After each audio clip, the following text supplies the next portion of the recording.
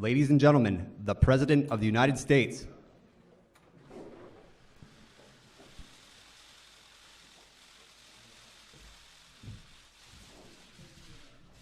Thank you very much.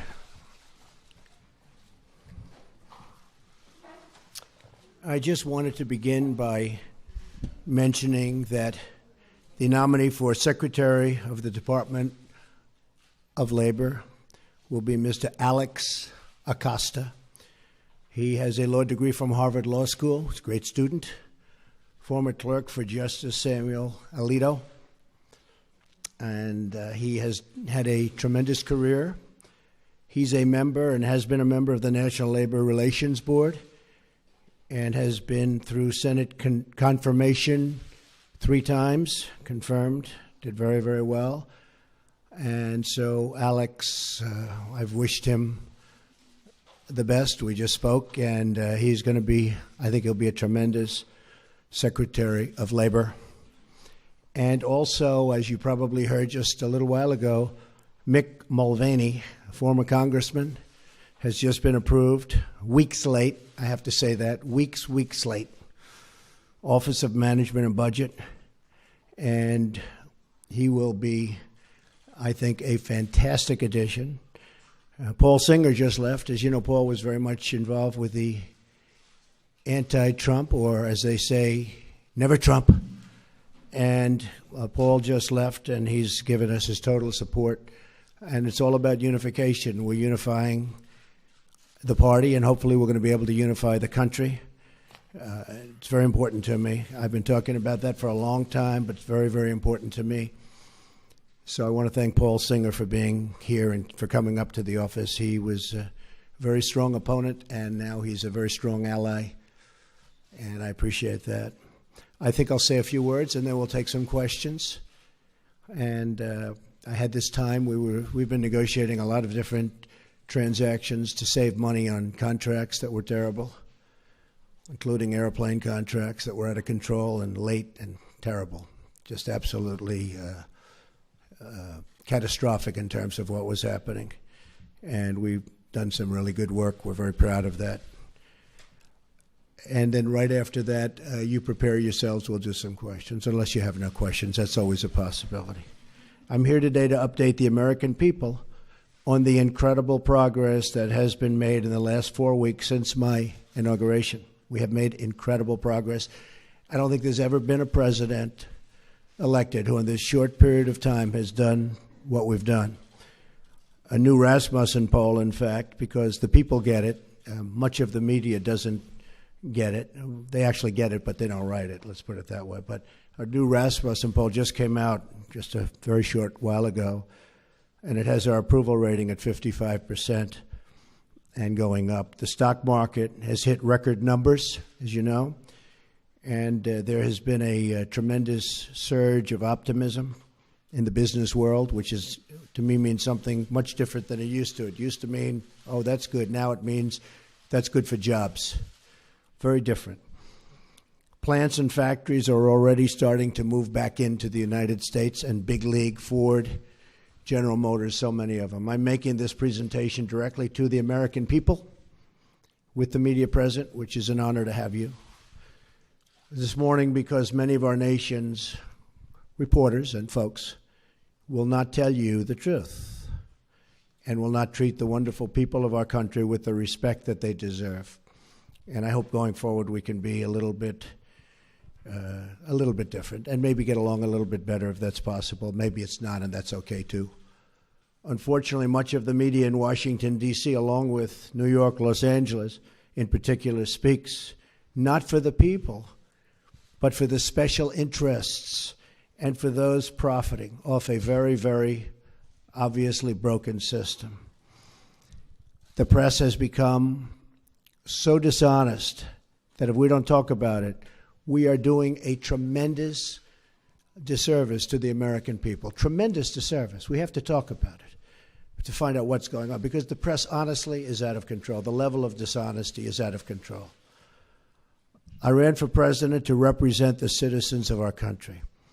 I am here to change the broken system so it serves their families and their communities well.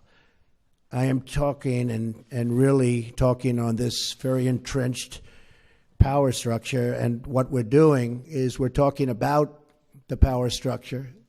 We're talking about its entrenchment. As a result, the media is going through what they have to go through to oftentimes distort, not all the time, and some of the media is fantastic, I have to say. They're honest and fantastic.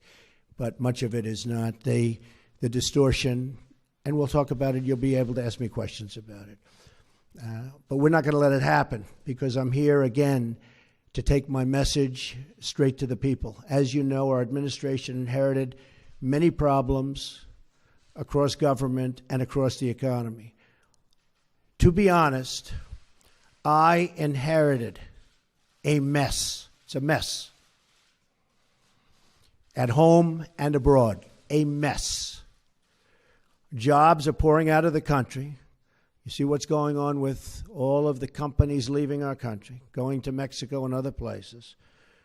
Low pay, low wages, mass instability overseas, no matter where you look. The Middle East, a disaster. North Korea, we'll take care of it, folks. We're going to take care of it all. I just want to let you know, I inherited a mess. Beginning on day one, our administration went to work to tackle these challenges. On foreign affairs, we've already begun enormously productive talks with many foreign leaders, much of it you've covered, to move forward towards stability, security, and peace in the most troubled regions of the world, of which there are many. We have had great conversations with the United Kingdom and meetings, Israel, Mexico, Japan, China, and Canada. Really, really productive conversations. I would say far more productive than you would understand. We've even developed a new council with Canada to promote women's business leaders and entrepreneurs. Very important to me, very important to my daughter Ivanka. I have directed our defense community, headed by our great general, now Secretary Mattis. He's over there now working very hard to submit a plan for the defeat of ISIS, a group that celebrates the murder and torture of innocent people in large sections of the world. It used to be a small group. Now it's in large sections of the world. They've spread like cancer. ISIS has spread like cancer. Another mess I inherited. And we have imposed new sanctions on the nation of Iran, who's totally taken advantage of our previous administration. And they're the world's top sponsor of terrorism. And we're not going to stop until that problem is properly solved. And it's not properly solved now. It's one of the worst agreements I've ever seen drawn by anybody. I've ordered plans to begin for the massive rebuilding of the United States military. I've had great support from the Senate. I've had great support from Congress generally. We've pursued this rebuilding in the hopes that we will never have to use this military. And I will tell you, that is I would be so happy if we never had to use it. But our country will never have had a military like the military we're about to build and rebuild. We have the greatest people on earth in our military, but they don't have the right equipment, and their equipment is old. I used it. I talked about it at every stop. Depleted. It's depleted. It won't be depleted for long. And I think one of the reasons I'm standing here instead of other people is that, frankly, I talked about we have to have a strong military. We have to have strong law enforcement also. So we do not go abroad in the search of war. We really are searching for peace, but it's peace through strength. At home, we have begun the monumental task of returning the government back to the people on a scale not seen in many, many years. In each of these actions, I'm keeping my promises to the American people. These are campaign promises. Some people are so surprised that we're having strong borders. Well, that's what I've been talking about for a year and a half, strong borders. They're so surprised. Oh, he having strong borders. Well, that's what I've been talking about to the press and to everybody else. one promise after another, after years of politicians lying to you to get elected. They lied to the American people in order to get elected. Some of the things I'm doing probably aren't popular, but they're necessary for security and for other reasons. And then coming to Washington and pursuing their own interests, which is more important to many politicians. I'm here following through on what I pledged to do. That's all I'm doing. I put it out before the American people, got 306 electoral college votes. I wasn't supposed to get 222. They said there's no way to get 222. 230 is impossible. 270, which you need, that was laughable. We got 306 because people came out and voted like they've never seen before. So that's the way it goes. I guess it was the biggest electoral college win since Ronald Reagan. In other words, the media is trying to attack our administration because they know we are following through on pledges that we made, and they're not happy about it for whatever reason. But a lot of people are happy about it. In fact, I'll be in Melbourne, Florida at 5 o'clock on Saturday, and I just heard that the crowds are massive that want to be there.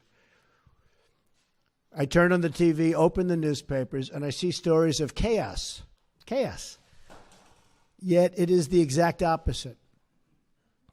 This administration is running like a fine-tuned machine, despite the fact that I can't get my cabinet approved. And they're outstanding people, like Senator Dan Coates, who's there, one of the most respected men in the Senate. He can't get approved. How do you not approve him? He's been a colleague, highly respected, brilliant guy, great guy. Everybody knows it. We're waiting for approval. So we have a wonderful group of people that's working very hard, that's being very much misrepresented about, and we can't let that happen. So if the Democrats all you have to do is look at where they are right now. The only thing they can do is delay, because they've screwed things up royally, believe me. Let me list to you some of the things that we've done in just a short period of time. I just got here. I got here with no cabinet. Again, each of these actions is a promise I made to the American people. So we'll go over just some of them, and we have a lot happening next week and in the weeks coming. We've withdrawn from the job-killing disaster known as Trans-Pacific Partnership. We're going to make trade deals, but we're going to have one-on-one deals, bilateral. We're going to have one-on-one deals. We've directed the elimination of regulations that undermine manufacturing and called for expedited approval of the permits needed for America and American infrastructure. And that means plant, equipment, roads, bridges, factories. People take 10, 15, 20 years to get disapproved for a factory. They go in for a permit. It's many, many years. And then at the end of the process, they spend tens of millions of dollars on nonsense. And at the end of the process, they get rejected. Now, they may be rejected with me, but it's going to be a quick rejection. Not going to take years. But mostly, it's going to be an acceptance. We want plants built, and we want factories built, and we want the jobs. We don't want the jobs going to other countries. We've imposed a hiring freeze on non-essential federal workers. We've imposed a temporary moratorium on new federal regulations. We've issued a game-changing new rule that says for each one new regulation, 2 old regulations must be eliminated. Makes sense. Nobody's ever seen regulations like we have. You go to other countries and you look at industries they have and you say, let me see your regulations. And they're a fraction, just a tiny fraction of what we have. And I want regulations because I want safety, I want all environmental situations to be taken properly care of. It's very important to me. But you don't need 4 or 5 or 6 regulations to take care of the same thing. We've stood up for the men and women of law enforcement, directing federal agencies to ensure they are protected from crimes of violence. We've directed the creation of a task force for reducing violent crime in America, including the horrendous situation, take a look at Chicago and others, taking place right now in our inner cities. Horrible. We've ordered the Department of Homeland Security and Justice to coordinate on a plan to destroy criminal cartels coming into the United States with drugs. We're becoming a drug-infested nation. Drugs are becoming cheaper than candy bars, and we're not going to let it happen any longer. We've undertaken the most substantial border security measures in a generation to keep our nation and our tax dollars safe, and are now in the process of beginning to build a promised wall on the southern border. Met with General, now Secretary Kelly, yesterday, and we're starting that process. And the wall is going to be a great wall, and it's going to be a wall negotiated by me. The price is going to come down just like it has on everything else I've negotiated for the government. And we're going to have a wall that works. We're not going to have a wall like they have now, which is either non-existent or a joke. We've ordered a crackdown on sanctuary cities that refuse to comply with federal law and that harbor criminal aliens, and we've ordered an end to the policy of catch and release on the border. No more release. No matter who you are, release.